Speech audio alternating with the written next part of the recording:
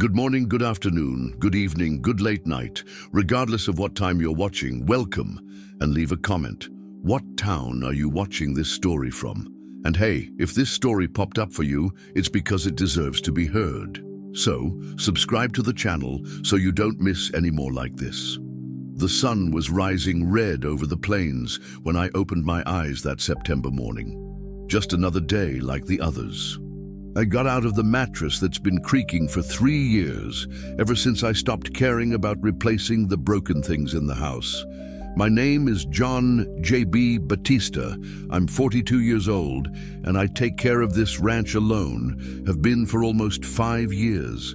5 years since Mary left. 5 years since life lost its color and became just work, sweat, and silence. The house is 12 miles from Harmony Creek in rural Oklahoma.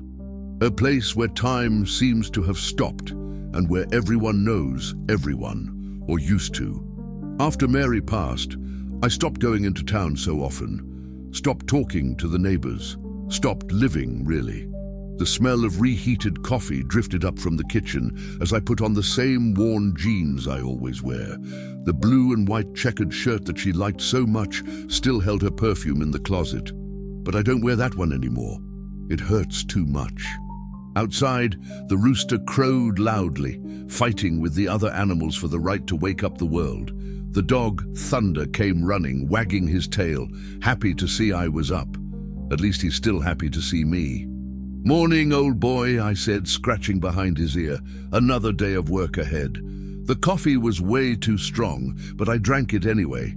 Mary always complained that I made coffee strong enough to float a horseshoe, that it would ruin my stomach. Now I made it the way I wanted and missed her complaining.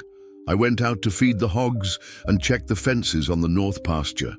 The cattle had trampled part of it yesterday, and I needed to fix it before they got out onto the highway. I'd already lost 2 cows that way last year. The air was dry, that dryness that sticks in your throat and makes you cough. The cracked ground had been begging for rain for weeks, but the cloudless blue sky promised nothing but more heat.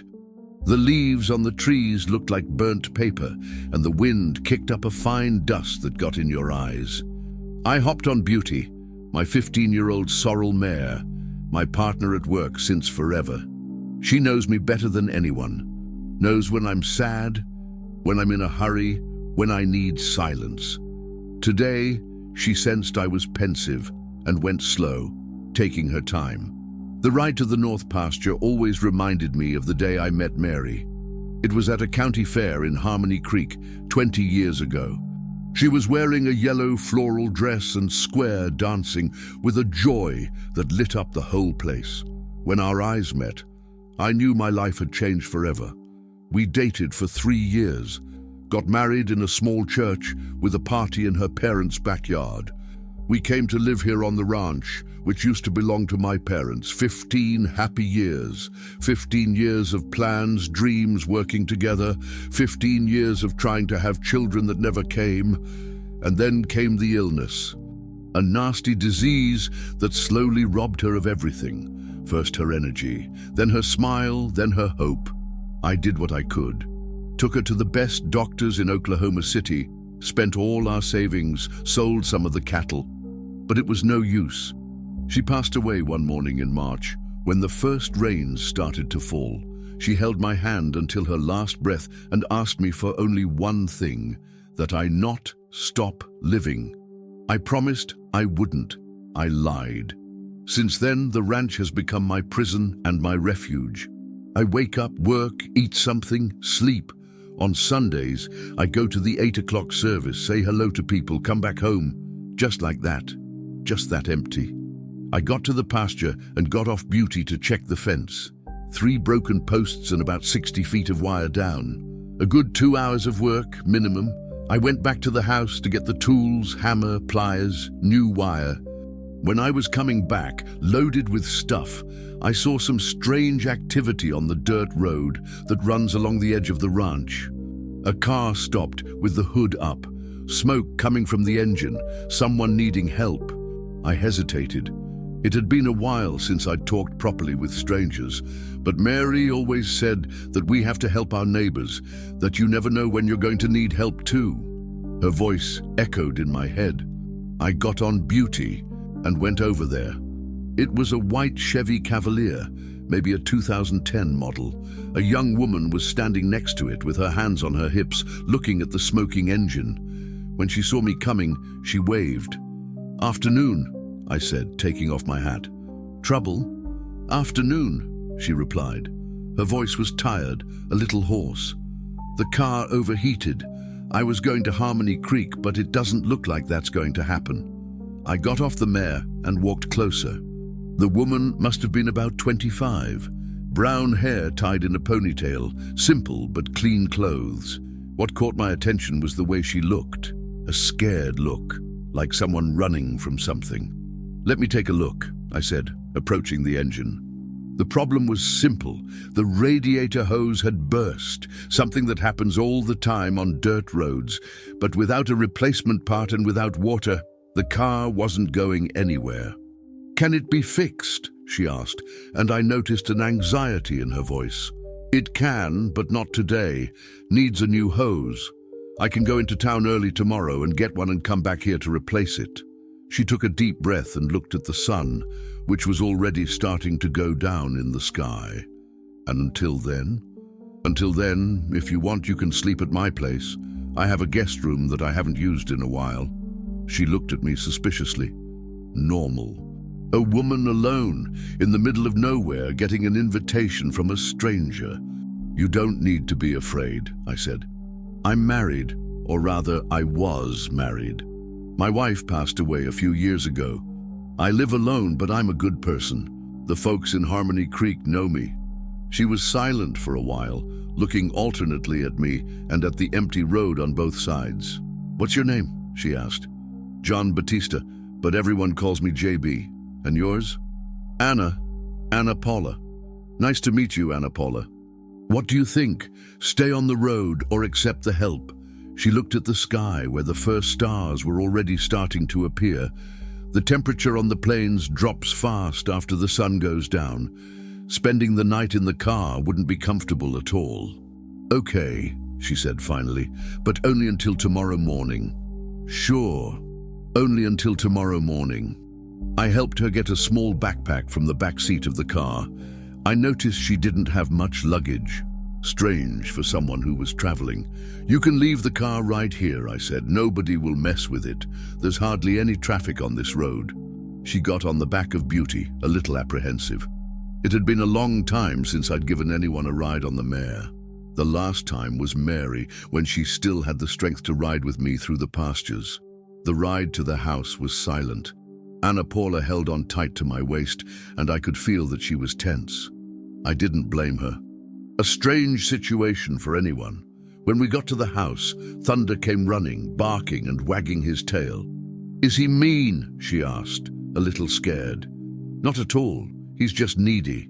He makes a fuss over any visitor." I showed her the guest room. A simple room with a single bed, a small wardrobe, and a window that looked out onto the backyard. Mary always kept this room tidy for when relatives came to visit. After she passed, the room stayed closed. "There's a clean towel in the closet," I said. "The bathroom is right next door. I'll make something for dinner." "You don't need to bother," she said. "I'm not hungry." "Nonsense. You must have been on the road for hours. I'll make some beans and rice. Something simple." I went to the kitchen and started heating up the food. Cowboy beans that were left over from lunch, white rice, some fried eggs. While I was cooking, I kept thinking about how strange this situation was. It had been years since I'd had anyone over to the house. Loneliness had become a habit. Anna Paula appeared in the kitchen after an hour. She had taken a shower and changed clothes. She seemed more relaxed, but still had that distrustful look. "Can I help with anything?" she asked. "You can set the table. The plates are in that cabinet over there." We ate dinner in silence. She ate little, pushing the food around on her plate more than taking it to her mouth. I'm not much of a talker anyway, so I didn't force the issue. After dinner, she offered to do the dishes. We were there in the kitchen, me drying the dishes she washed. From time to time, our eyes met, and she looked away quickly. "Thank you," she said when she finished, "for everything." "You're welcome. I'll go into town early tomorrow to get the part for your car." "Okay." She went to the room and I stayed in the living room watching television. Or rather, looking at the television without paying attention to what was on. My head was buzzing. It had been a long time since I'd felt the presence of another person in the house. It was strange, but not unpleasant. Around 10 o'clock I went to sleep. Lying in bed, I listened to the sounds of the night. Crickets chirping, wind in the trees, thunder moving around in the backyard. And I also heard something different.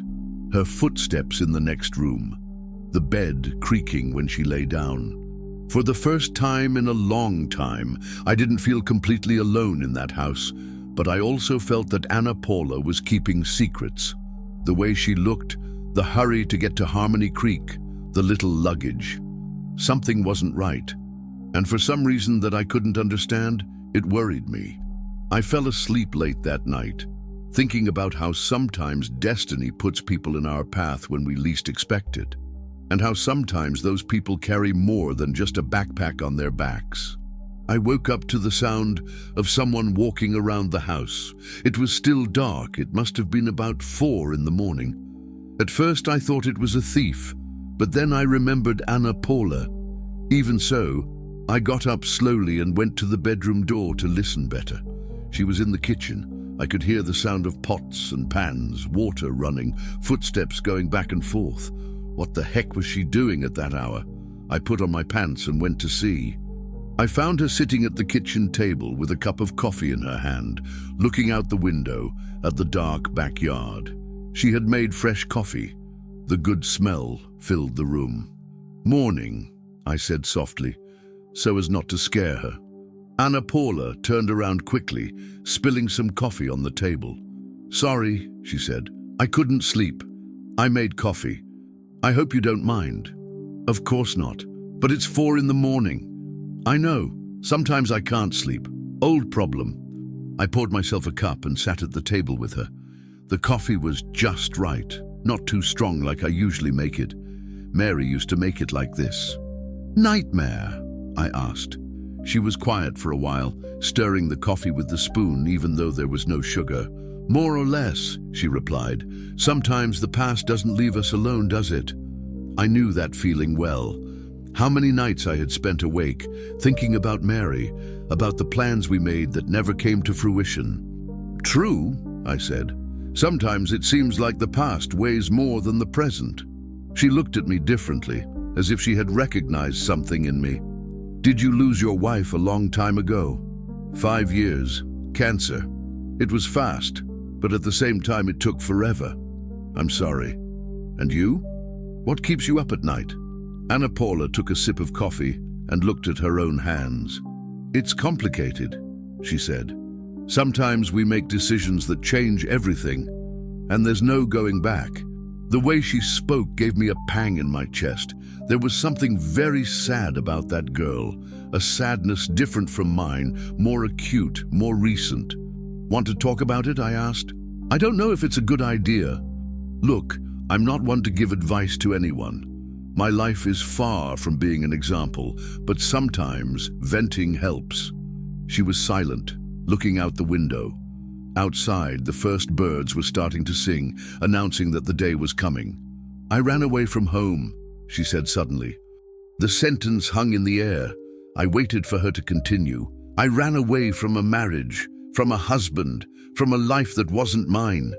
"He beat you?" "No." She shook her head. "It wasn't that. It was worse. He controlled me. Every minute of my day, every person I spoke to, every place I went, little by little I became a prisoner in my own house. And you put up with it until when? 3 years. 3 years thinking things would get better, that he would change. Until yesterday, I found out something that changed everything." She stopped talking and stirred the coffee nervously. "Found out what?" Anna Paula looked me in the eyes for the first time since we started talking. "That he was preparing some papers to have me committed to a mental hospital. He was telling everyone I was crazy, that I had outbursts, lies. I'm not crazy. I was just suffocating." I felt anger rising in my chest. What kind of man does that to a woman? My God. I found the papers in his drawer yesterday morning. Involuntary commitment. He had even arranged for 2 doctors to sign it. Said I had psychotic episodes. Damned lie. Her voice was getting shaky, but she continued. Then I realized that if I stayed one more day, I would end up locked up in an asylum. I took the little money I had hidden, threw some clothes in a backpack and ran. I took the car and left. Where were you going? To Harmony Creek. I have an aunt there, my mother's sister. We haven't spoken in years because of my husband. He wouldn't let me keep in touch with anyone in the family, but she's the only person who can help me now. Now I understood the scared look, the hurry, the distrust. The girl was really running away. And does he know where you are? I don't know. I hope not. But he has a lot of contacts. He knows a lot of people. If he wants to find me, he will. A chill ran down my spine. If her husband showed up here looking for her, what was I going to do? What's he like? I asked. Tall, strong, rich, owns a car dealership in Oklahoma City, has friends in the police, in the courts. That's why I never reported it. Who would believe my word against his? And is he violent?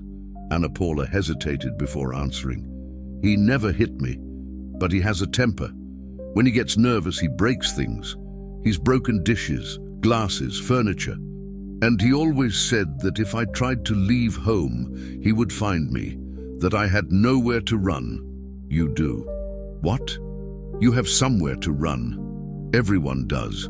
Sometimes it's far, sometimes it's difficult, but there's always somewhere. She looked at me with a mixture of hope and fear. You think so? I do. And your aunt in Harmony Creek? Will she help you? I don't know. I haven't spoken to her in 8 years. My husband said she was a bad influence, that she filled my head with the wrong ideas. What kind of wrong ideas? Things like women have to work, women have to be independent. To him, that was just rebellious woman stuff. I was quiet, thinking. I remembered Mary, how independent and strong she was. She worked with me on the ranch, gave her opinion on everything, decided things together. It never crossed my mind that that was wrong. Anna Paula, I said, you did the right thing by running. Did I? You did. No man has the right to do what he did to you. She started to cry softly. Not that dramatic movie crying, but a tired crying of someone who had kept too much in for too long. I didn't know what to do. It had been 5 years since I'd comforted anyone. With Mary, I knew every gesture, every word that worked. With a stranger, it was different. Sorry, she said, wiping her eyes with the back of her hand. I didn't mean to dump my problems on you. You're not dumping anything. It's good to talk. It's been a while since I've had a real conversation with someone. She stopped crying and looked at me. You've lived alone for 5 years. I have. Isn't it very lonely? It is. But you get used to it. Or you think you get used to it. I don't know if I could. Even in the bad marriage, at least I had someone at home. Sometimes it's better to be alone than in bad company. That's true. The sky outside was beginning to lighten. Soon the sun would rise, and I needed to go into town to get the part for her car. Anna Paula, I said, I'm going to make you a proposition. What kind of proposition? Stay here a few more days. Until you get organized, talk to your aunt. See how things are. She looked at me startled. I can't take advantage of your hospitality. It's not hospitality. It's a trade. You keep me company, and I give you a safe place to stay. This ranch is isolated. Your husband would never think to look for you here. And Harmony Creek is small. If he shows up around there, everyone will know. But I have no way to pay. I don't want payment. I want company. It's been 5 years since I've had a real conversation with anyone. Last night, for the first time in a long time, I didn't feel completely alone. Anna Paula was thinking, nervously twisting her fingers around the coffee cup.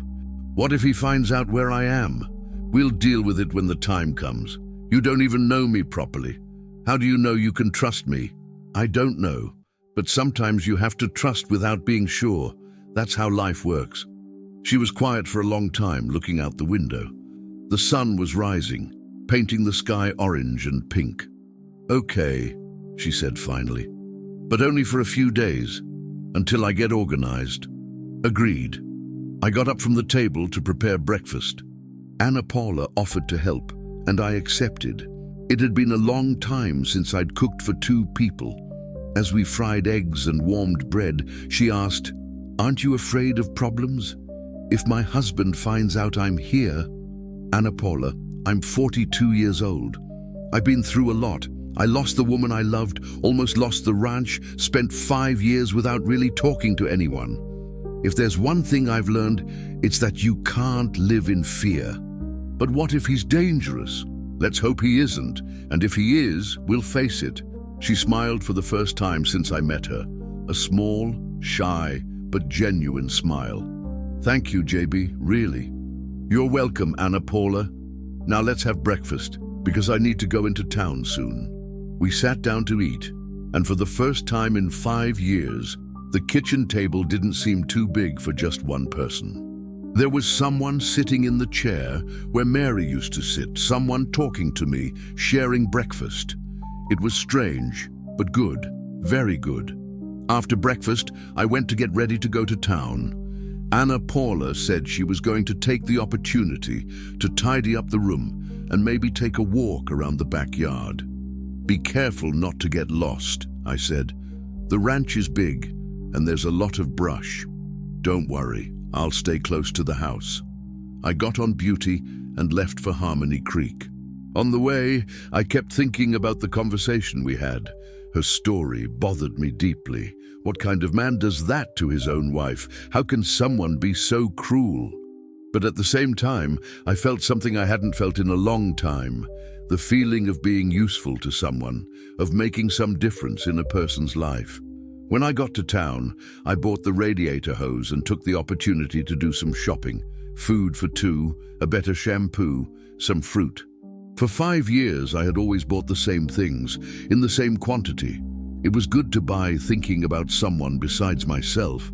On the way back, I found Anna Paula in the backyard, sitting under the mango tree, petting Thunder. The two seemed to have hit it off. "How was it in town?" she asked. "Quiet. I bought the part for your car. I'll fix it this afternoon." "Thank you." But when she said thank you, I realized that it wasn't just for the car part. It was for everything. For having taken her in, for having listened, for having offered a safe place. And at that moment I understood that Anna Paula wasn't the only one being helped in that story. I was being helped too. She was pulling me out of loneliness, giving me a reason to wake up in the morning, making me remember that there were other people in the world besides myself. For the first time in 5 years, I felt that maybe Mary was right. Maybe I hadn't really stopped living. The next 3 days passed like a good dream that you don't want to wake up from. Anna Paula gradually loosened up, losing that scared way of someone who lives looking over their shoulder. And I was remembering how good it was to have someone to talk to share meals with, to listen to the sound of footsteps around the house. On the morning of the second day, she appeared in the kitchen before me, already with the coffee ready and some scrambled eggs on the stove. "Morning," she said, smiling. "I thought I'd return the favor." "You don't need to." "I know I don't need to, but I want to." The coffee was perfect, and the eggs had a taste that I hadn't tasted in years. It wasn't just the food that was different. It was having someone cooking with care, thinking about pleasing. "Anna Paula," I said, "have you thought about calling your aunt?" She stopped stirring the eggs in the pan. "I have, but I'm afraid." "Afraid of what?" "Afraid she won't want to help me, afraid I'm bothering her. It's been so long." "Family is family, and from what you've told me, she liked you." "She did. She always said I was like a daughter to her, but that was before the wedding, before I disappeared from her life." "Why don't you just call to see how she is? You don't have to tell her everything at once." Anna Paula was thinking, biting her lower lip as she did when she was nervous. "Maybe. Later. The phone is there in the living room. Make yourself at home. After coffee, I went out to take care of the cattle, and she stayed to tidy up the house. When I came back in the middle of the morning to drink water, I found everything organized in a way I hadn't seen in years. The furniture had been polished, the floor was shining, even the curtains seemed brighter. "Wow," I said. "You didn't need to." "Yes, I did. I can't sit still, and taking care of the house has always calmed me down." The truth is, the house really needed it. After Mary died, I only did the basics. Washed the dishes, swept when it was very dirty, changed the bed linen from time to time. But all that care, that attention to detail, I had forgotten what it was like. "It's looking nice," I said. "Your wife had good taste. The things are simple but beautiful." She always was like that. Simple and beautiful. Anna Paula looked at me in a caring way. "You loved each other very much, didn't you?" "Very much. We were attached at the hip. We did everything together." "It must be hard to live in a house full of memories." "It is and it isn't. It's hard because it hurts, but it's good because she's still here in a way." "I understand." In the afternoon, Anna Paula plucked up the courage and called her aunt. I was fixing a fence near the house and could hear the conversation through the open window. "Hello, Aunt Nusa. It's Anna Paula, your niece." "Yes, Concison's daughter." I stopped hammering to listen better. "I'm fine, Auntie. It's a long story." "Are you well?" "That's good. Auntie, I wanted to know if I could visit you." "Yes, soon. Maybe this afternoon." I heard her cry softly. "Thank you, Auntie. Thank you very much. I'll be there soon." "Okay, I love you too." When she hung up, I went into the house. Anna Paula was sitting on the sofa, wiping her eyes, but smiling. "So?" I asked. She was super happy. She said she missed me, that she always wondered why I stopped calling. She wants me to go there today. "That's good. JB, can you take me there? The car's still not ready." "Sure. What time do you want to go?" "How about after lunch?" "Perfect." We had lunch earlier and then headed to Harmony Creek in my pickup. Anna Paula was nervous throughout the journey, smoothing her clothes, fixing her hair. "Relax," I said. "It'll be all right." "How are you so sure?" "Because family who love each other don't forget. They may fight, they may drift apart, but when it's needed, they're there." Aunt Nusa's house was on a quiet street near the town square. A small, well-kept house with a garden full of flowers in front. "Do you want me to come in with you?" I asked. "No, thank you. It's better if I go alone first. But can you pick me up later?" "Sure. What time?" "About 5. I'll be here." I watched Anna Paula walk to the door of the house. A short, grey-haired woman opened it before she even knocked. The two hugged at the door and stood there, hugging and crying. I smiled and drove away. I had some things to take care of in town anyway. I went to the parts store, bought some things that were missing at home, had a beer at Joe's bar. I hadn't done that in a long time. I hadn't had a reason to stay in town, to talk to people in a long time. "Hey, JB," said Joe. "Long time no see, huh?" "Yeah, Joe. Ranch life, you know how it is." "Don't know. Ranchers always show up around here. You're the one who got kind of spacey after Mary. Well, you understand." "I understand. But I'm better now." "Good to hear that. Mary wouldn't like to see you the way you were." It was true. Mary always said that I was too sociable to become a hermit, that I liked people, conversation, activity. "Joe, do you know a Nusa, sister of the late Conceição?" "Nusa? Sure. Good woman, hard worker, has a flower shop near the church. Why?"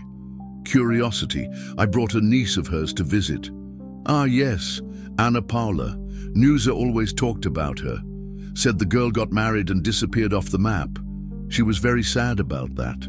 "And do you know her husband?" "No. From what Nusa commented, the guy was from Oklahoma City. Rich. She never got to meet him personally." I was more relaxed. If even Joe, who knew everything that happened in town, didn't know Anna Paula's husband, it was a sign that he would hardly show up around there. At 5 o'clock sharp, I was back at Aunt Newsa's house. Anna Paula came out with her eyes red from crying so much, but with a smile on her face. "How was it?" I asked when she got in the pickup. "Wonderful." She received me as if I had never left. We talked all afternoon. "And you told her about the situation?" I told her everything. She was furious with my husband, said she always suspected that something was wrong, because I was very close to her, and suddenly stopped calling, stopped visiting. "And what did she think of your escape?" "She said I did the right thing, that if I hadn't run away, he would have ended up committing me anyway. And worse, after being committed, it would be very difficult to prove that I wasn't crazy." "Your aunt is a wise woman." "She is. And you know what else? She offered me a job." "A job?" "At the flower shop. She needs help and said it would be perfect. I can live with her and work at the store." I felt a pang in my chest. It was good for Anna Paula, of course. It was the solution she needed, but it meant she was leaving the ranch, leaving my life. "That's good," I said, trying to sound happy. "That's a great opportunity." "It is.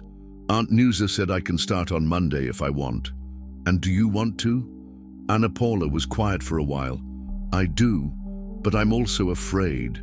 "Afraid of what?" "Of him finding me. Harmony Creek is small. If he comes looking, it won't be hard to find me." "But you can't live in fear forever." "I know. Aunt Newsa said the same thing, said that if he shows up, she'll go with me to the police station to file a report." "Your aunt is right. She is. But even so," I looked at her and saw the fear in her eyes. "Anna Paula, can I ask you a question?" "Sure." "Ubger, why didn't you file a report before? At least what he did to you would be on record." She sighed deeply. "Because I was ashamed. Because I thought no one would believe me. Because he always said that if I told anyone, it would be worse for me." "And you believed it?" "I did. After 3 years of hearing every day that you're crazy, that you're worthless, that no one else would want you, you end up believing it. But now you know it's not true. Now I know. Talking to you, to my aunt, I remembered who I was before him. I remembered that I'm not crazy, that I'm capable, that I can work and support myself." "Of course you can." We arrived at the ranch as the sun was setting. Anna Paula seemed more animated, more confident. The conversation with her aunt had done her good. "JB," she said when we got out of the pickup, "can I stay a few more days here? Until Monday?" "Sure, you can stay as long as you want." "Thank you, it's just, I don't feel ready to live in town yet. I need a few more days to gather courage." "I understand perfectly. And besides," she continued, a little embarrassed, "I'm going to miss it here. These days, here with you." I felt my heart accelerate. "I'm going to miss you too." "Really?" "Very much. It's been 5 years since I've had a real conversation with anyone. You reminded me how good it is to have company." Anna Paula smiled and, to my surprise, gave me a hug. A tight, long hug of sincere gratitude. "Thank you," she said in my ear, "for everything." I was awkward, but I returned the hug. It had been a long time since I had hugged someone, since Mary, actually. When she pulled away, our eyes met for a moment. There was something different in the way she looked at me, something that left me confused and happy at the same time. We had dinner talking about her plans, about the flower shop, about the new life she was going to start. Anna Paula was excited, making plans, dreaming of independence. "You know what else touches me?" she said. "It's being able to work again. It's been 3 years since I've worked, since I've had my own money. My husband said that a married woman doesn't need to work." "Nonsense. Mary always worked with me here on the ranch. She was a partner in everything. She was lucky, and you were lucky too." I was. 18 years of true partnership. 18 years. We dated for 3, married for 15. "And you never fought?" "We did," I laughed. "She was stubborn, and so was I. But we always respected each other. We always decided things together." "That must be good, to have a real partner." It is. I hope you find someone like that too. Anna Paula was quiet, pushing the food around on her plate. I don't know if I'll be able to trust someone again, she said. After what I've been through, you will. In time, you will. How are you so sure? Because you're a good person, and good people deserve to be loved for real. She looked at me with that caring way again. You're a good person too, JB, and you deserve to be loved for real too. The conversation got a little awkward after that, not because it was bad, but because it stirred up feelings that I had kept locked away for a long time. After dinner, Anna Paula said she was tired and went to bed early. I stayed in the living room watching television and thinking. In 4 days, my life had completely changed. The house was more alive. I was talking more, laughing more, taking better care of myself. Anna Paula had brought movement, joy, hope, and on Monday, she was leaving. The idea made me sad in a way I didn't expect. Of course, it was good for her. Of course, she needed to rebuild her life. But I was going to be alone again. I was going back to the silence, to the lonely routine, to the sleepless nights thinking about life. I went to sleep thinking about that. And for the first time in a long time, what worried me wasn't the past, but the future. The future without Anna Paula in the kitchen in the morning, without the conversations at the table, without her smile lighting up the house. Around midnight, I woke up to a strange noise. It sounded like someone was walking around in the backyard, stepping on the dry leaves that had fallen from the hose. I got up slowly and went to the window. It was dark outside, but the moon was almost full, and you could see reasonably well. I didn't see anything strange. It must have been some animal, an opossum maybe, or a bobcat. But when I was going back to bed, I heard Thunder growl softly. He was in the backyard, near the porch, staring at the road. Then my blood ran cold. There was someone out there. I put on my pants quickly and grabbed the shotgun that I kept in the closet. I was checking to see if it was loaded when I heard the sound of an engine approaching. A car was coming down the dirt road, slowly, with the headlights off. My heart skipped a beat. Anna Paula was right to be afraid. Her husband had managed to find her. The car stopped about 100 yards from the house, hidden behind some trees on a curve in the road. The engine was turned off and everything went silent. A heavy silence that made my heart pound in my chest. I held the shotgun, my hands sweating. 5 years living isolated in the country, and I had never been through a situation like this. I always thought the worst that could happen was a thief showing up wanting to take cattle. I never imagined that one day I would have to protect someone from a violent husband. I went to Anna Paula's room and knocked softly on the door. "Anna Paula," I called softly. "Wake up." I heard her stir in bed. "What is it?" she asked, still sleepy. "There's someone outside. A car stopped on the road." The silence that followed was terrible.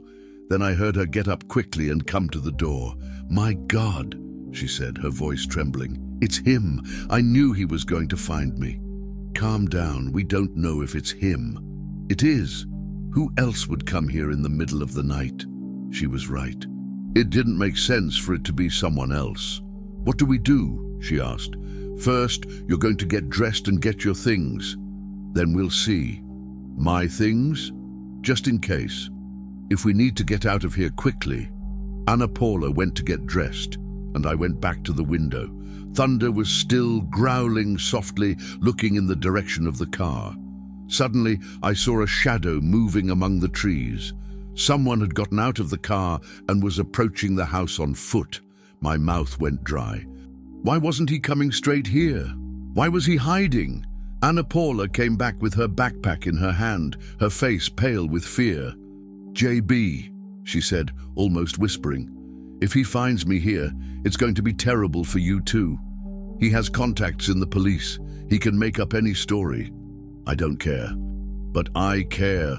You've already done too much for me." "Anna Paula, listen. No one is going to take you from here against your will, understand?" She looked at me with tears in her eyes. "Thank you," she said, "but he's dangerous when he gets upset. And I'm dangerous when someone threatens someone under my protection. I had never said a sentence like that in my life. I had never felt responsible for protecting someone like that. But at that moment, looking at the fear in Anna Paula's eyes, I felt a strength that I didn't know I had. Suddenly, thunder barked loudly. He had seen something. I went to the living room window and could see better. A tall man was standing at the edge of the backyard, looking at the house. Even in the dark, you could tell he was strong, well-dressed. "Is that him?" I asked Anna Paula, who had come after me. She looked out the window, and her face turned white.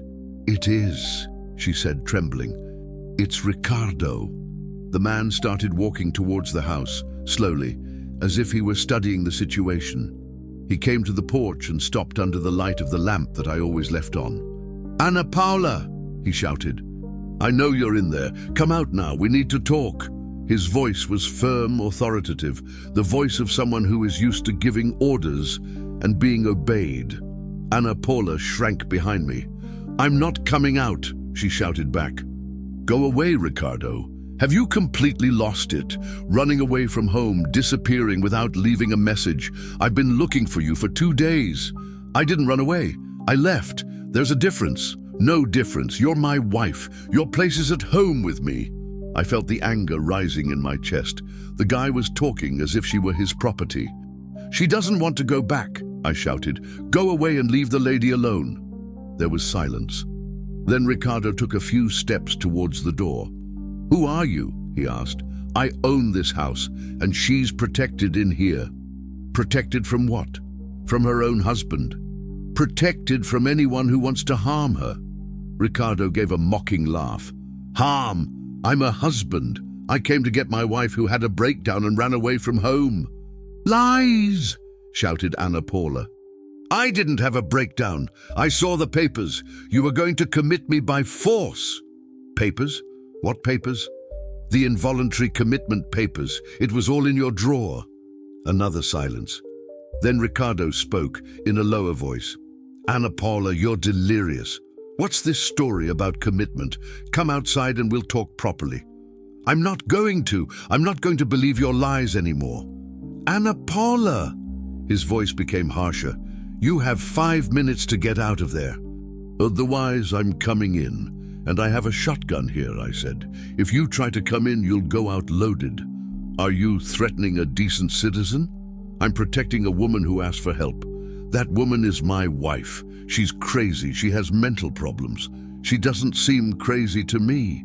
Because you don't live with her. You don't know what she's capable of when she has her episodes." Anna Paula was crying softly behind me. "It's a lie," she whispered. "All a lie." Ricardo banged on the door with force. "Anna Paula, stop this nonsense and come home with me now."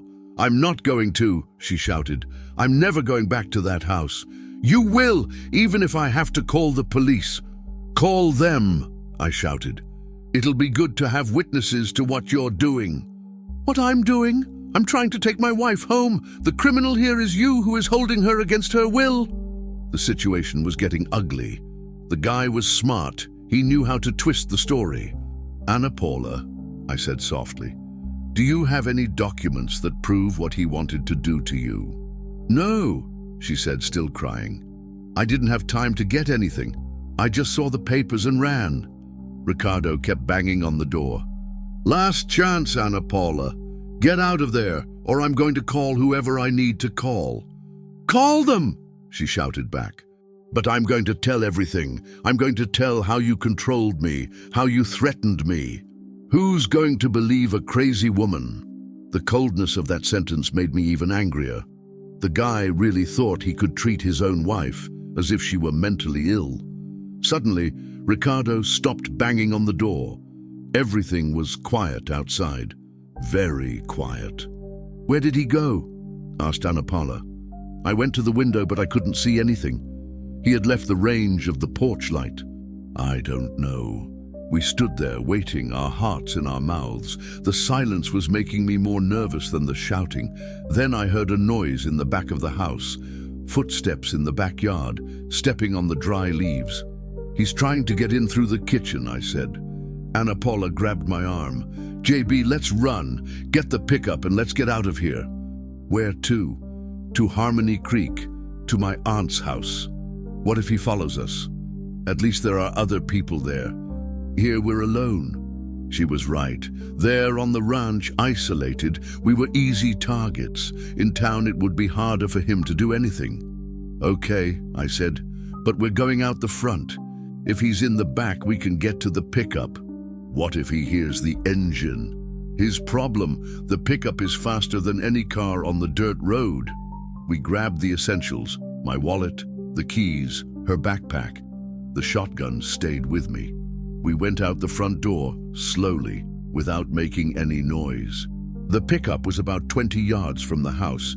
It seemed like it was 20 miles. We got to the vehicle without being seen. I started the engine and sped off, kicking up a cloud of dust. In the rearview mirror, I saw Ricardo appear running from the back of the house. When he saw that we were running away, he ran to his car. He's coming after us, I warned Anna Paula. Can you shake him? I'll try. I knew those roads like the back of my hand. 30 years living there, I had traveled every trail, every shortcut. If he didn't know the area, I had an advantage. Instead of going straight to Harmony Creek on the main road, I took a trail that cut through the neighbors' pastures. It was longer, but harder to follow in the dark. The pickup rocked and bounced in the holes. Anna Paula held on tight to the seat, pale with fear. Is he still back there? She asked. I looked in the rearview mirror. I didn't see any headlights. I think we shook him, but I spoke too soon. When I left the trail and got back on the dirt road, I saw the headlights of his car appearing behind us. Damn, I said. He knows the area better than I thought. What do? We get to Harmony Creek before him. I floored the accelerator. The pickup flew down the road, kicking up rocks and dust. It was dangerous to drive so fast on an unpaved road, but I had no choice. When we got to the entrance to town, Ricardo was still behind us, but further away. I went straight to Aunt Newsa's house. The street was deserted, as was normal at that time of night. I stopped in front of the house, and Anna Paula got out running. Go, I said. Knock on the door. Wake up your aunt. She ran to the door and started knocking, calling, Aunt Newsa, it's me, Anna Paula, open up, please. It took about 2 minutes, but the porch light came on, and Newsa appeared at the door in a robe and slippers. Anna Paula, what's going on? Auntie, my husband found me. He's coming after me. Can I come in? Of course, honey. Come in quickly. Anna Paula turned to me before entering. Thank you, JB, for everything. You're welcome. Stay calm. You're safe here. And you? Will everything be all right? I will. Don't worry about me. She went into the house, and Newsa closed the door. I saw the lights come on inside. I stood there in the pickup, not knowing whether to leave or wait to see if Ricardo showed up. I decided to wait. If he came to cause trouble, at least I would be there to help. Not 5 minutes passed, and his car appeared on the street. He stopped across the street, and Ricardo got out. Even in the dark, you could tell he was furious. He looked at Newsa's house, then at me. He walked to the pickup. So you're the one who's helping my wife run away from home, he said. I'm helping a woman who asked for protection. Protection from what? From a husband who wants to commit her to an asylum. Ricardo laughed, but it was a humorless laugh. You really believe that story? I do. What if I told you she's been committed before, that she's had psychotic episodes, that she's tried to kill herself twice? I felt a chill in my stomach. Could it be true? If it were true, you would have documents proving it. I do. Medical reports, commitment records, all in my house in Oklahoma City. Then why didn't you bring them? Because I came after her quickly. I didn't imagine she was going to make up this whole story. I started to get confused. What if he was telling the truth? What if Anna Paula really had mental problems? Look, said Ricardo, changing his tone of voice. I understand your concern. Any decent man would do the same thing. But Anna Paula is sick. She has episodes where she can't distinguish reality from fantasy. She seemed perfectly normal to me. In the intervals between crises, she is normal. That's why it's difficult to diagnose. But when she has the episodes, she's dangerous to herself. I looked at Nusa's house. The lights were still on. Why don't you talk to her tomorrow calmly? I asked, because tomorrow she may have another episode. She may run away again, hurt herself, or hurt someone else. She never seemed violent to me. She's not violent with strangers, only with me, because I represent authority, limits. It's common in cases like hers. The conversation was confusing me. The guy spoke with a conviction that made me doubt what I had seen and heard. Listen, he said, I'm going to do the following. I'm going back to Oklahoma City tonight. Não é necessário, interrompeu o delegado.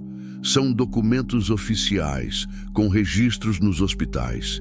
Isso é suficiente para comprovar que a mulher precisa de tratamento especializado. Naquele momento, entendi que estava sendo enganado.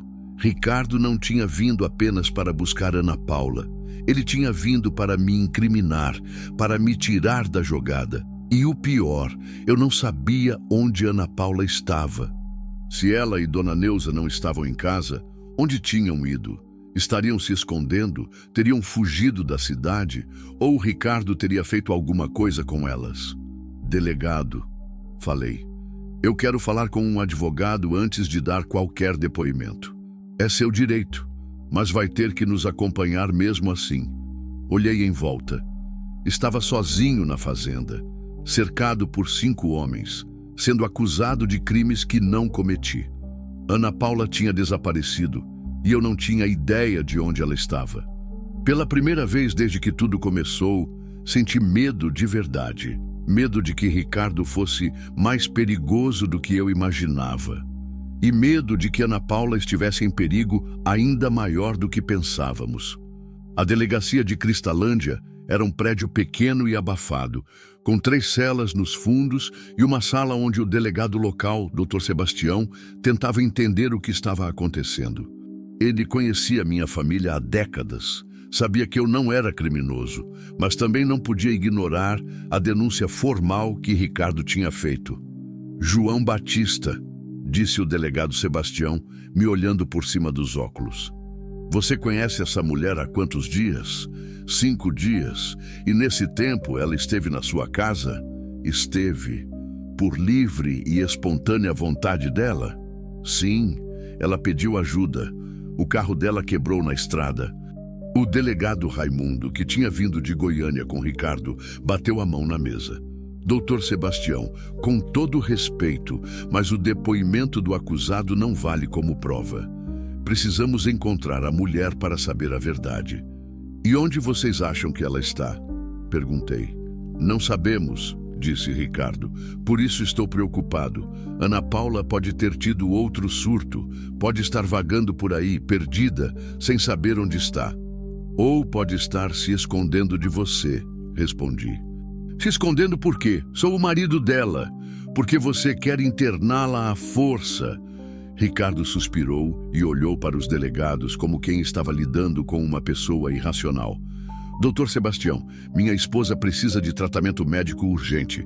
Esses documentos aqui comprovam isso. Ele mostrou a pasta novamente. O senhor João Batista pode ter sido manipulado por ela. É comum pessoas com problemas mentais serem muito convincentes quando querem alguma coisa. O delegado Sebastião pegou os documentos e examinou. Esses laudos parecem mesmo oficiais, disse ele. Mas João Batista, você tem certeza de que a moça estava bem quando conversou com ela? Absoluta certeza. Ela estava lúcida, coerente, não parecia doente mental. Pessoas com transtornos psiquiátricos podem parecer normais durante os intervalos entre as crises, disse Ricardo. Os próprios médicos confirmam isso nos relatórios. Então, como vamos resolver essa situação? Perguntou o delegado Raimundo. Primeiro, precisamos encontrar a mulher, disse o delegado Sebastião. Segundo, precisamos ouvir a versão dela. Terceiro, se necessário, vamos pedir uma avaliação psiquiátrica independente. Uma avaliação independente? Ricardo pareceu incomodado. Mas os laudos que trouxe não são suficientes? São importantes, mas preferimos ter uma segunda opinião, especialmente numa situação delicada como essa. Vi Ricardo trocar um olhar com o delegado Raimundo. Os dois não gostaram nada da ideia de uma avaliação independente. Certo, disse Ricardo. Mas enquanto isso, minha esposa continua desaparecida. Preciso encontrá-la. Vamos organizar uma busca, disse o delegado Sebastião. João Batista, você pode nos ajudar? Conhece os lugares que ela poderia ter ido? Posso. Mas primeiro quero saber, vocês foram mesmo na casa da dona Neuza? Falaram com ela? Fomos, disse o delegado Raimundo. A casa estava fechada. Batemos na porta, ninguém atendeu. E a floricultura do lado, também fechada. Que horas vocês foram lá? Umas 2 da tarde. Achei estranho. Ana Paula tinha dito que começaria a trabalhar na floricultura. E dona Neuza sempre abria a loja pela manhã. Por que estaria fechada no meio da tarde? Vocês perguntaram para os vizinhos? Perguntamos. Uma senhora disse que viu dona Neuza saindo de casa de manhã cedo com uma mala pequena. Meu coração disparou. E com uma mala? Pareciam estar viajando. E a Ana Paula estava com ela? Não sabemos. A vizinha só viu dona Neuza. Comecei a ficar desesperado. Se Ana Paula e a tia tinham fugido da cidade, era porque alguma coisa tinha dado errado. Muito errado. Delegado Sebastião, falei. Posso fazer uma ligação? Para quem? Para alguns conhecidos aqui na cidade. Talvez alguém saiba alguma coisa. Pode, mas com acompanhamento. Liguei primeiro para o Zé da esquina, do bar. Zé, é o João Batista. Você viu a dona Neuza hoje? Vi sim. Passou aqui cedo, umas 7 da manhã. Estava com uma mocinha que eu não conhecia. Mocinha?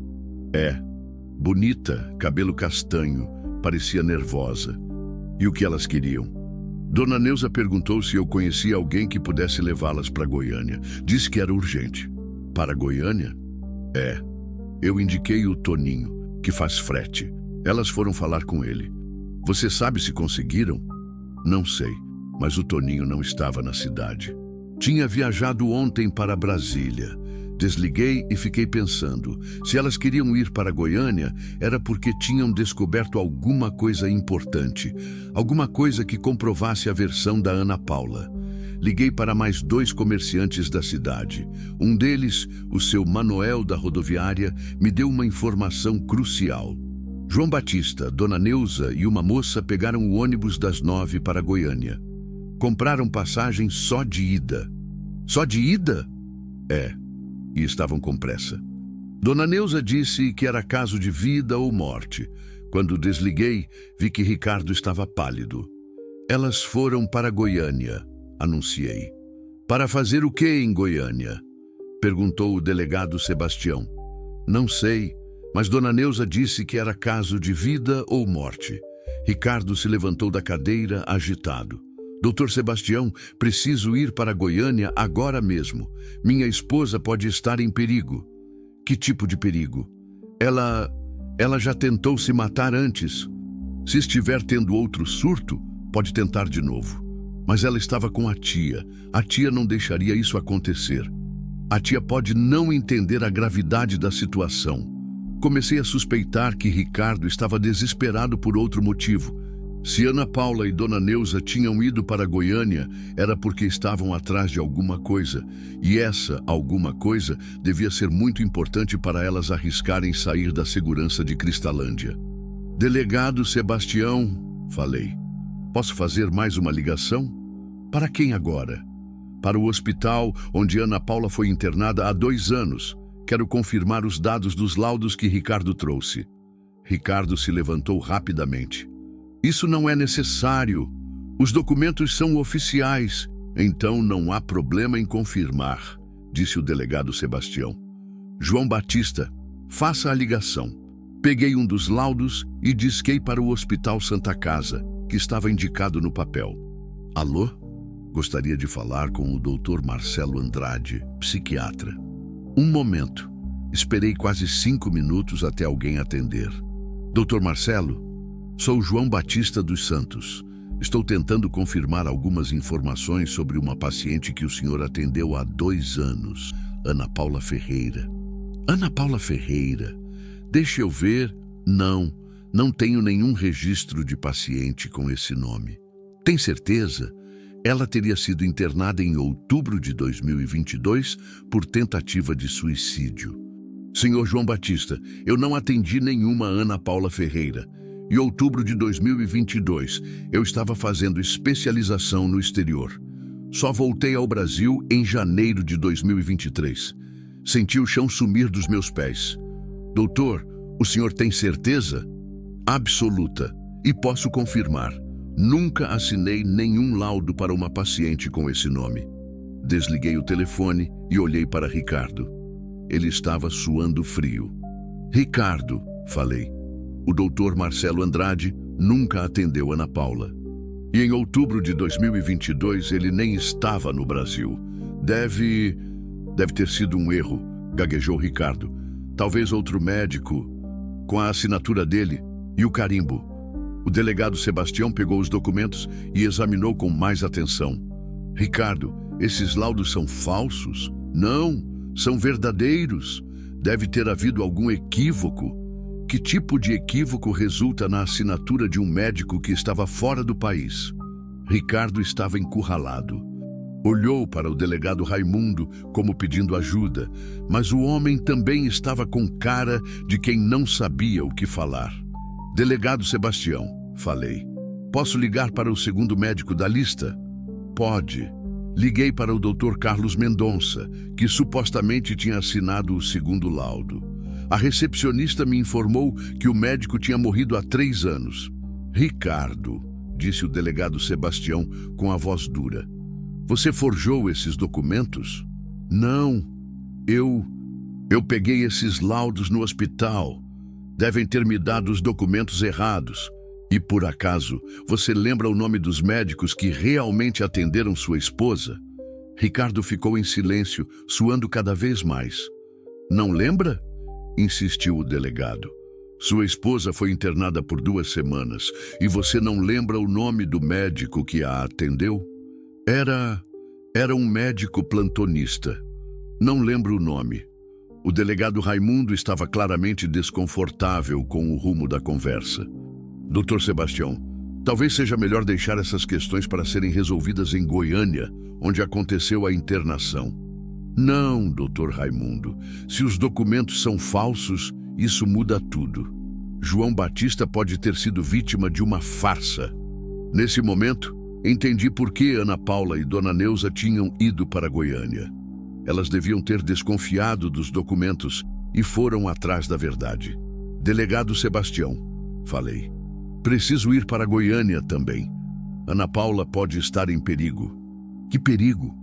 Se Ricardo forjou documentos médicos para tentar internar a própria esposa, ele é capaz de qualquer coisa. Se Ana Paula está em Goiânia tentando provar a inocência dela, Ricardo pode tentar impedi-la. O delegado Sebastião olhou para Ricardo com desconfiança. Ricardo, o senhor está preso por falsificação de documentos. Espera, isso é um mal-entendido? É exatamente o que vamos apurar. Dr. Raimundo, o senhor vai ter que explicar como aceitou uma denúncia baseada em documentos falsos. O delegado Raimundo ficou vermelho. Os documentos pareciam oficiais. Não tive motivo para desconfiar, pois deveria ter tido. João Batista, o senhor está liberado, mas não pode sair da cidade até esclarecermos tudo. Delegado, pelo amor de Deus, deixe eu ir para Goiânia. Ana Paula pode estar correndo perigo real agora. Que tipo de perigo?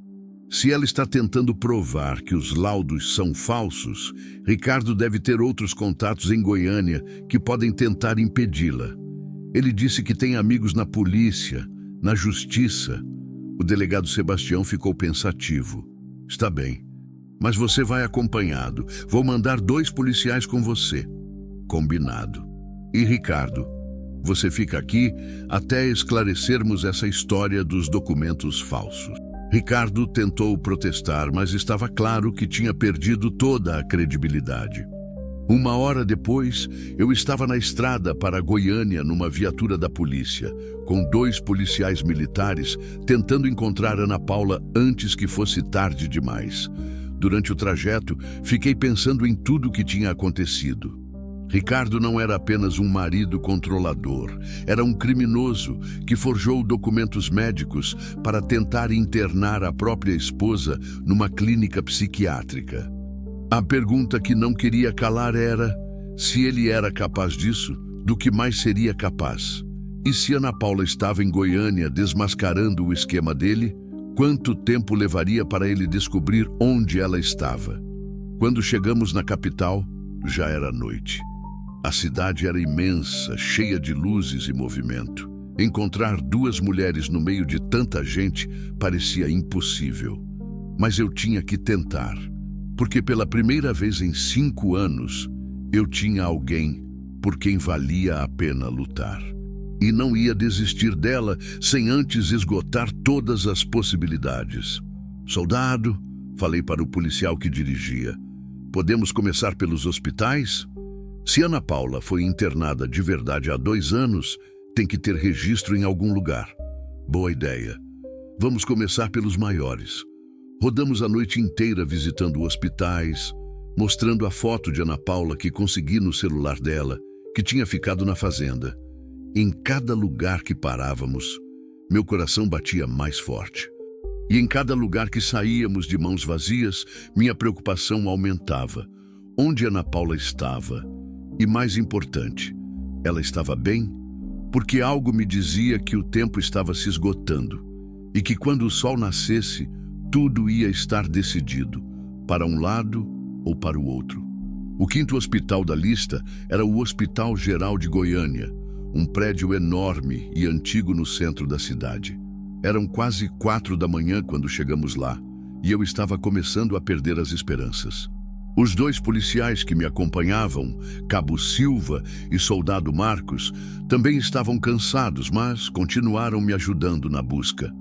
Senhor João Batista, disse o Cabo Silva quando saíamos do hospital anterior, talvez seja melhor esperar o dia clarear. À noite fica mais difícil conseguir informações. Não posso esperar. Se Ana Paula está em perigo, cada hora que passa pode ser crucial. Entendo sua preocupação, mas, por favor, mais um hospital. Se não acharmos nada, esperamos o dia clarear. O Cabo Silva suspirou e fez sinal para o soldado Marcos continuar dirigindo. No Hospital Geral, a recepcionista noturna foi mais prestativa que as outras. Quando mostrei a foto de Ana Paula, ela franziu a testa. Essa moça me parece familiar, disse ela, mas não de agora. De tempo atrás. Meu coração disparou. De quanto tempo atrás? Não sei bem. Deixa eu verificar no sistema. Ela digitou o nome de Ana Paula no computador. Ana Paula Ferreira Santos, aqui, outubro de 2022. Ela foi internada sim. Internada como? Entrada pelo pronto-socorro. Tentativa de suicídio por medicamentos. Ficou internada... Deixa eu ver. 4 dias na enfermaria psiquiátrica. 4 dias? Não 2 semanas? Não, senhor. 4 dias, de 15 a 19 de outubro. E qual foi o diagnóstico? A recepcionista hesitou. Senhor, essas informações são confidenciais. Só posso liberar para familiares ou com ordem judicial. O Cabo Silva mostrou a identidade. É uma investigação policial, senhora. Precisamos dessas informações. Nesse caso, deixa eu chamar o médico plantonista. Esperamos quase 1 hora até o Dr. Renato Oliveira descer para falar conosco. Texto da parte 5 aqui, já adaptado para inglês, com a história se passando nos Estados Unidos. He was a man in his 50s, gray hair, a tired face of someone who has worked in a public hospital for decades. You're asking about Ana Paula Ferreira, he said. I remember her. Did you treat her? I did. It was a case that marked me at the time. Why? Because her suicide attempt was clearly caused by a situation of psychological domestic violence. The husband was present throughout the internment and his behavior was very suspicious. Suspicious how? He didn't show concern for her emotional state. He only wanted to know when she would be discharged and if there would be any record of mental illness. And was there? No. The diagnosis was severe depressive episode related to situational stress. It's not chronic mental illness. It's a normal reaction to an abnormal situation. Doctor, I said, her husband forged medical reports saying she had serious psychiatric disorders. How do you mean forged? He presented false documents with signatures of doctors who don't even exist or who were out of the country at the time. Dr. Johnson was outraged. That's a serious crime. Falsification of a medical document can result in the illegal commitment of a person. That's exactly what we're trying to avoid. Anna Paula has disappeared. We think she came to Oklahoma City to try to prove her innocence. And you think she may be in danger? We do. If the husband is capable of forging medical reports, he may be capable of worse things. The doctor was thoughtful. Have you tried the medical board? If she's investigating fake doctors, she may have gone there. We haven't thought of that. The headquarters of the board is on Classen Boulevard, but it only opens at 8 in the morning. I looked at the watch. It was almost 5 o'clock. Doctor, could you give us a written statement about Anna Paula's true diagnosis? I can, and more. I can confirm that her symptoms were completely consistent with someone who was suffering psychological abuse. That would be very important. While the doctor was preparing the statement, my cell phone rang. It was Chief Miller from Harmony Creek. JB, I have news. What news? Ricardo confessed. Well, not exactly confessed, but we found out more things about him. What did you find out? He has a history. He's been married before to a woman named Patricia. She also disappeared about 5 years ago. I felt a chill down my spine. Disappeared how? Officially, she abandoned the home, but her family always suspected that something was wrong. They filed a complaint, but since there was no body, there was no crime. My God. And there's more. We found out that Ricardo has a private clinic registered in his name. A small psychiatric clinic on the outskirts of Oklahoma City. A clinic of his own. Yes, it's called New Life Clinic. And guess who are the doctors who work there? Who? 2 psychiatrists who have already been prosecuted for irregular commitments. Guys who do anything for money. My mouth went dry. Chief, Anna Paula may be being taken to that clinic right now. It's possible. I'm already mobilizing support from the Oklahoma City Police. I'm going to send the address of the clinic to the policemen who are with you. Thank you, Chief. JB, be careful. If Ricardo has contacts in the local police, as he said, you may be walking in a minefield. I hung up and told the policeman what I had discovered. New Life Clinic, said Officer Miller. I know that place.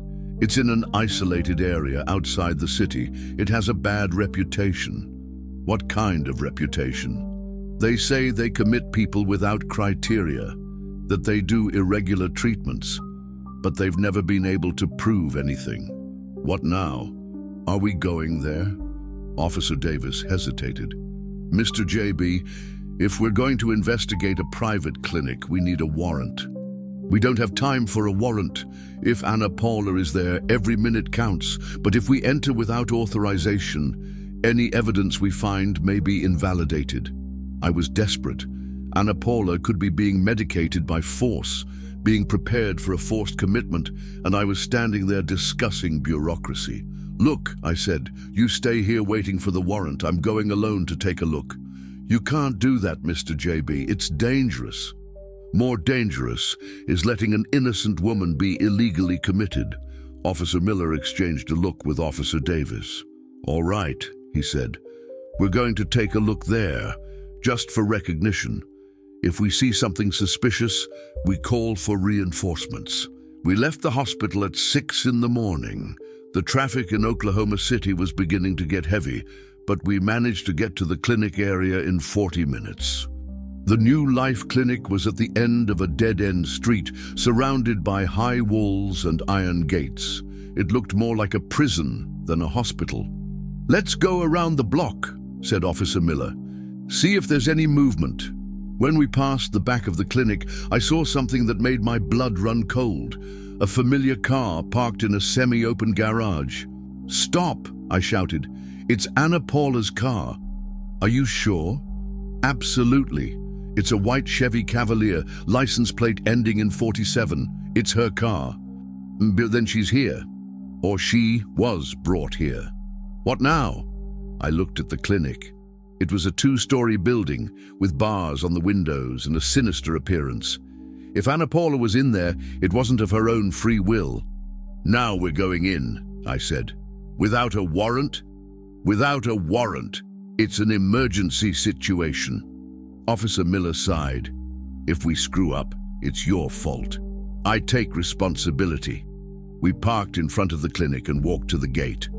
A sleepy security guard opened the door. "Good morning," said Officer Miller, showing his badge. "Military police. We're looking for a person who may have been committed here."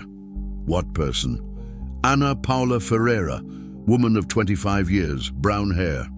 The security guard hesitated. "I can't give information about patients without authorization from the direction." "Then call the direction." "Dr. Ricardo hasn't arrived yet." My heart stopped. "Dr. Ricardo?" "Yes, Dr. Ricardo Mendez. He's the owner of the clinic." I looked at the policeman. It was him. Ricardo was not only Anna Paula's husband, he was the owner of the clinic where he intended to commit her. "Was Dr. Ricardo here early this morning?" asked Officer Davis. "He was. He arrived about 3 o'clock with a new patient." "A patient?" "Yes, a girl who was having a crisis. She came accompanied by an older lady." "Nusa." Ricardo had managed to catch the two. "Where are they now?" I asked. "In the observation ward. But only Dr. Ricardo can authorize visits." "Listen," said Officer Miller in a firm voice.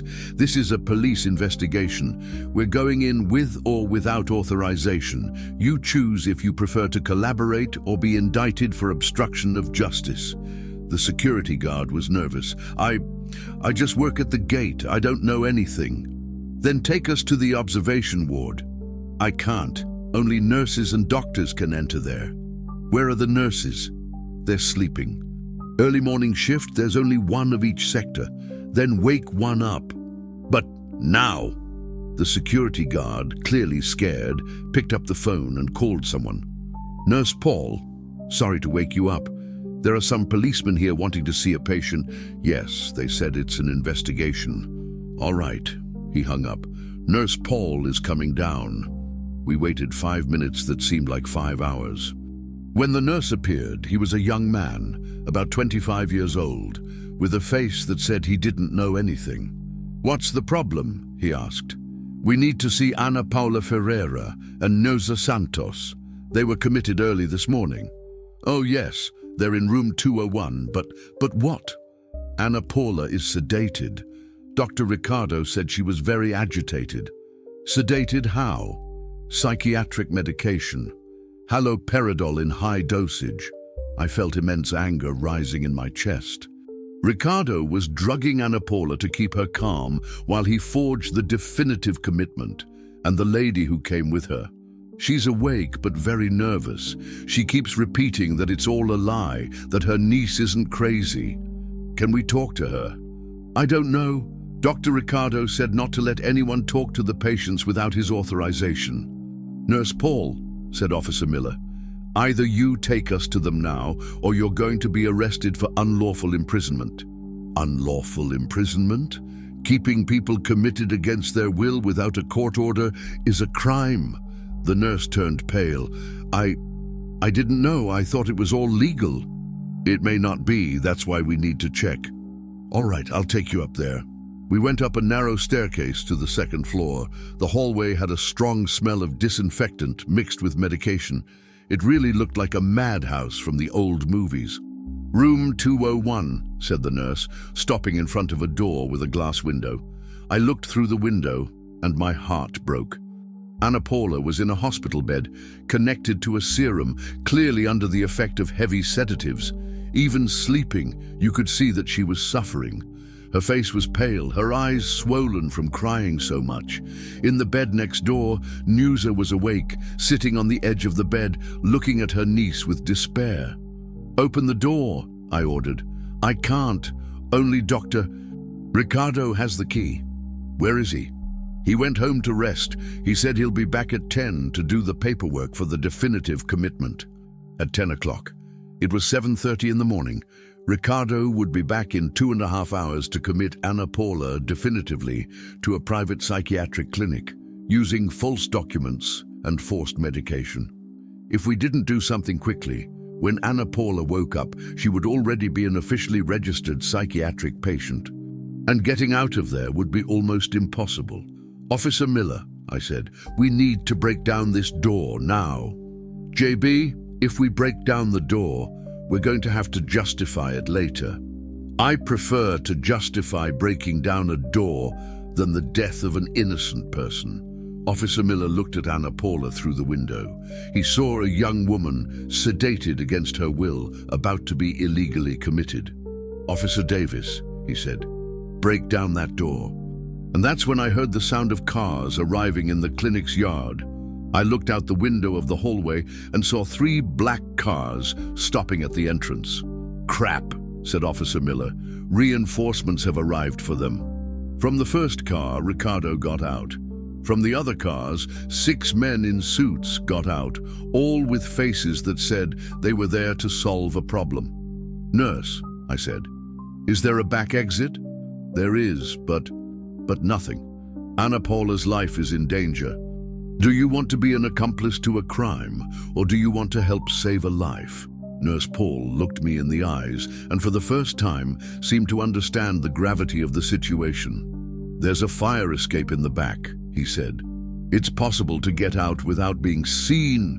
"Nurse Paul," said Officer Davis, "you're going to help us get this woman out of here, and then you're going to testify that she was being medicated against her will. Will it be a problem for me? It's going to be a much bigger problem if you don't help." The nurse took a bunch of keys from his pocket. "These are the spare keys," he said. "Dr. Ricardo doesn't know I have them." When he opened the door to room 201, Nusa got out of bed like a spring. "Thank God," she said. "You came to save us! Nusa, how are you?" "Terrified. This man is the devil. He kidnapped us last night when we were coming back from the courthouse." "From the courthouse?" "Yes.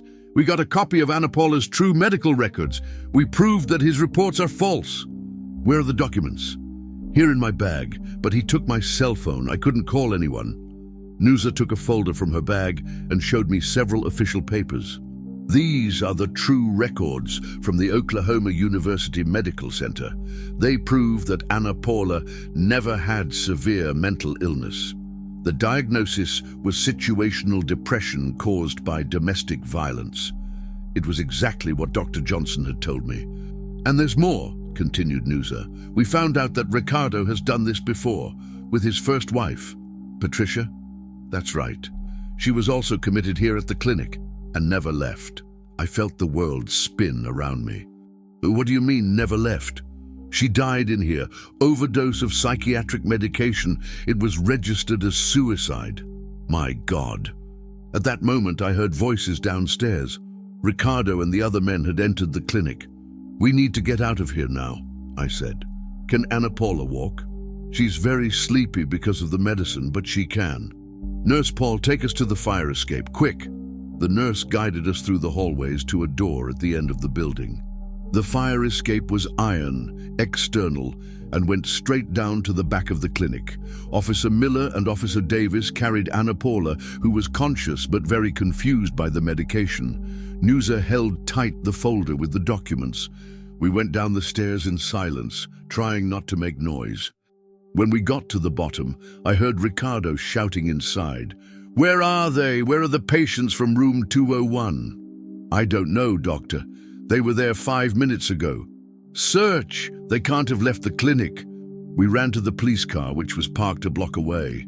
We put Ana Paula in the back seat with Nusa and sped off. On the way to the hospital, Ana Paula was waking up little by little. "JB," she said, her voice thick. "Is it really you?" "It's me, Ana Paula. You're safe now. Where am I? On the way to the hospital. You were medicated by force. I remember Ricardo appeared at Auntie's house last night. He said you had died, that you had an accident. Nusa and I were desperate, and we went with him. It was a lie. I'm alive, and you're going to be all right. Ana Paula held my hand tightly. Thank you, she said, crying. Thank you for not giving up on me. I'll never give up on you, I replied. And at that moment, I knew it was true. I wasn't going to give up on her anymore. 6 months later, when the golden sun rose over the plains, I was on the porch of the ranch having coffee and listening to Ana Paula humming in the kitchen while she prepared the sweet bread that she had learned to make with Nusa. It seemed like a dream, a good dream, one of those that you never want to wake up from. Ricardo's trial had taken place 3 weeks ago. Convicted of forgery of documents, unlawful imprisonment, attempted illegal commitment and manslaughter, the death of the first wife was reclassified after the investigation. 22 years in prison. He was never going to go out again to threaten anyone. The clinic was shut down by the Department of Health. The 2 doctors who worked there were also arrested. Nurse Paul became a key witness in the process and today works in a public hospital, taking care of real people. It took Ana Paula 2 months to completely recover from the effects of the medications that Ricardo had used on her. She stayed at Nusa's house during that time, working at the flower shop, relearning to trust her own mind, rebuilding her self-esteem. I went to visit her every day. In the beginning, they were visits of a friend.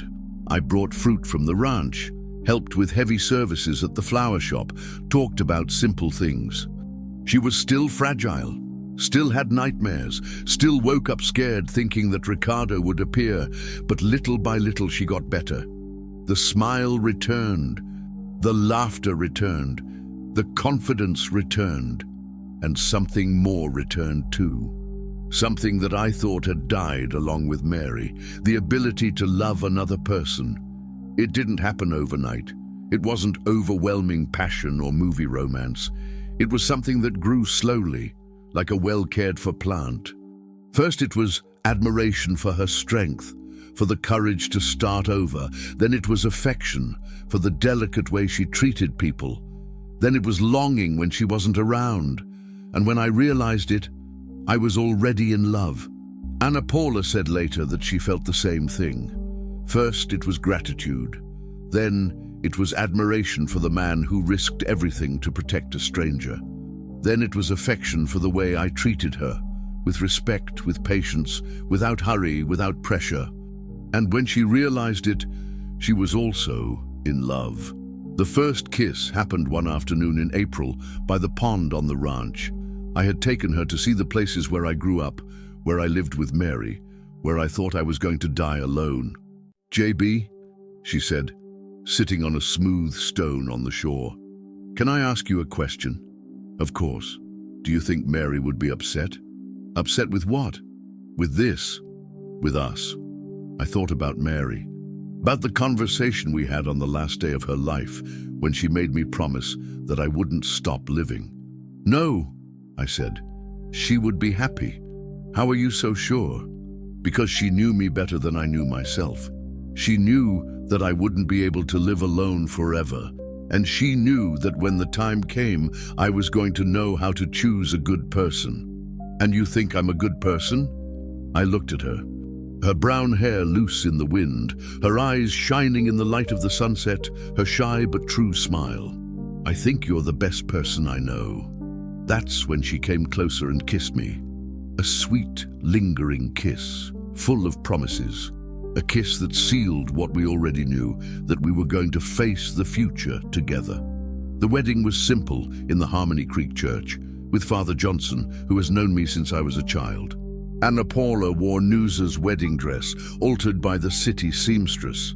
I wore the suit that I had bought for the wedding with Mary and had never worn again. The guests were few: Nusa, some neighbors, Chief Miller, Joe from Joe's Bar, Carl and the family. Simple people, good people, people who were rooting for us. At the time of the vows, when the priest asked if I accepted Anna Paula as my wife, to love and respect her in joy and sorrow, in health and sickness, I looked into her eyes and said yes, with a conviction that I hadn't felt in years. When she said yes too, with tears of happiness running down her face, I knew that life had given me a second chance. Not to forget Mary, I was never going to forget, but to love again, in a different way, but with the same intensity. The honeymoon was in Eureka Springs, Arkansas, in a small inn in the historic center. 3 days walking through the stone streets, visiting the Victorian buildings, eating fudge on the square, talking about plans for the future.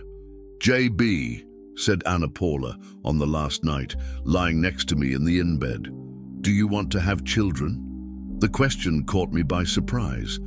With Mary, we tried for years, but we never succeeded. The doctors never knew how to explain why. "I do," I replied. "And you?" "I really want to. I've always dreamed of having a family. And if we don't succeed, we adopt. There are so many children needing a home out there." "True. But first let's try the normal way," she said, snuggling into my chest. "Who knows, maybe we'll get lucky." We got lucky. 2 months after the wedding, Anna Paula came home with a different smile on her face. "JB," she said, "sit down there." "Why the mystery?" "Sit down there and close your eyes." I sat in the kitchen chair and closed my eyes. I heard her rummaging through something, then coming back. "You can open them." When I opened my eyes, she was holding a pregnancy test with 2 little pink lines. "Anna Paula, I'm pregnant, JB. We're going to have a baby." The emotion was so much that I started to cry, crying with joy, with gratitude, with pure happiness. "Are you sure?" I took 3 tests, all positive, and I've already scheduled a doctor's appointment to confirm. I got up from the chair and picked her up, spinning her around the kitchen. "We're going to have a child," I said, still not believing it. "We are," she said, laughing and crying at the same time. "Will it be a boy or a girl?" "I don't know. It doesn't matter. I just want it to be healthy. And if it's a boy, you can name it whatever you want. And if it's a girl..." Anna Paula looked me in the eyes with that caring way that I already knew well. "If it's a girl, I want to name her Mary." I felt my heart stop for a second. "Mary? Yes, in honor of your first wife, the woman you loved before me, the woman who, in a way, brought me to you." "How so?" "If she hadn't died, you would never have been alone on the ranch that day. You would never have helped me. We would never have met." It was true. In a strange and mysterious way, Mary's death had been what made it possible for my love for Anna Paula to be born. "Are you sure? Won't it be strange?" "It won't be strange. It'll be a tribute, a way to keep her memory alive in our family." I kissed Anna Paula with all the strength of the love I felt for her. "You're amazing," I said. "We're amazing," she corrected. The pregnancy went smoothly. Anna Paula continued working at the flower shop until the 7th month, when her belly got too big. Nusa was radiant with the prospect of being a great-grandmother. I became a doting husband, one of those who put their hand on their wife's belly to feel the baby move. And in the early morning of December 15th, when summer was coming on strong in the plains, our daughter decided to be born. Natural birth, without complications. Anna Paula was a warrior. I held her hand throughout the labor, remembering how strong she had been throughout our story. When the girl came out, pink and screaming, the doctor asked, "What's her name going to be?" I looked at Anna Paula, sweaty and tired, but with the most beautiful smile in the world on her face. "Mary," she said, "Mary Batista." "No," I said, "Mary Anna Batista." "Why?" "Because she's the daughter of the 2 women I love, of the Mary who taught me to love, and of the Anna Paula who taught me to love again." Anna Paula cried when she heard that, and I cried too. Little Mary Anna came home on a sunny December morning. The ranch had never been so alive. Nusa moved here to help with the baby. Thunder, already old, became the most protective dog in the world. The house was filled with baby crying, the smell of talcum powder, diapers on the clothesline. And for the first time in years, I woke up in the morning eager to live the day.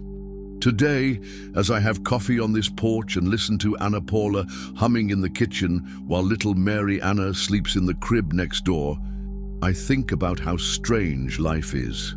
A year ago, I was a man dead inside. I lived to live, without purpose, without joy, without hope. I thought my story had ended along with Mary until a woman appeared on my road with a broken car and a broken heart. A woman who was running from a nightmare, but who brought dreams into my life. A woman who taught me that it's possible to start over, no matter the age, no matter how many wounds we carry. A woman who showed me that love doesn't end when someone dies. Love multiplies, it transforms, it reinvents itself. Anna Paula comes out of the kitchen with a cup of coffee in her hand and comes to sit next to me. "What are you thinking about?" she asks. "About how sometimes life surprises us." "How so?" "A year ago, if someone told me that I was going to be here today, married with a daughter, happy again, I would laugh in the person's face. And now? Now I know that life always has surprises in store, good and bad, and that we never know when the next one is going to come." Anna Paula holds my hand. "What do you think the next surprise is going to be?" "I don't know, but I'm not afraid to find out anymore." "Why?" "Because now I know that I'm not going to face it alone. Whatever comes, we'll face it together." She smiles and rests her head on my shoulder. "Together," she repeats. We stood there in silence, listening to the sounds of the morning on the plains, the singing of the birds, the wind in the trees, the distant mooing of the cattle, and inside the soft crying of our daughter waking up. "I'm going to get her," says Anna Paula, getting up. "I'm going with you." We entered the house hand in hand. Anna Paula picks up the baby and comes to sit with me on the sofa in the living room. Mary Anna stops crying and looks at us with those curious eyes of a newborn. "You know what I learned in this whole story?" I say to Anna Paula. "What?" "That we never know who is going to change our life. It may be a stranger on the road, it may be someone who needs help, it may be someone we don't even imagine we're going to meet. And that helping people isn't just a favor we do, it's a favor we receive too." "How so?" "I thought I was helping you, but in fact, you were helping me, taking me out of loneliness, giving me a reason to live again." Anna Paula looks at me caringly. "We helped each other mutually." "Yeah, and that's how it has to be. Life is made of encounters, encounters that change everything. Like our meeting. Mariana wiggles in her mother's lap and makes a small noise. Anna Paula laughs. "I think she's hungry." "Then let's feed our princess." While Anna Paula breastfeeds our daughter, I look out the window at the dirt road where it all began. The same road where I met Anna Paula almost a year ago. And I think that maybe that's what life is. A road full of curves, where we never know what we're going to find around the next corner. Sometimes you find sadness. Sometimes you find joy. Sometimes you find people who change everything. The important thing is not to stop walking. The important thing is not to lose hope. The important thing is to remember that even in the darkest moments, there may always appear someone with a broken car on our road, needing help. And when that happens, we need to be ready to open the door. Because sometimes, when we help someone fix the car, the one who gets fixed is ourselves. Sometimes, when we offer shelter to a stranger, the one who finds a home is ourselves. Sometimes, when we protect someone from the past, the one who gains a future is ourselves. And sometimes, only sometimes, when we least expect it, the emptiness turns into dawn, and the darkness turns into light, and loneliness turns into family, and the end turns into a new beginning, as happened to me, as can happen to anyone. Just believe that life always has another story to tell, and be willing to listen, because in the end, it's not the great deeds that change the world. It's the small gestures of humanity, It's the hand extended to those who need it. It's the door open to those who are lost. It's the heart that allows itself to love again, even after having been broken. That's what makes the difference. That's what saves. That's what transforms emptiness into dawn.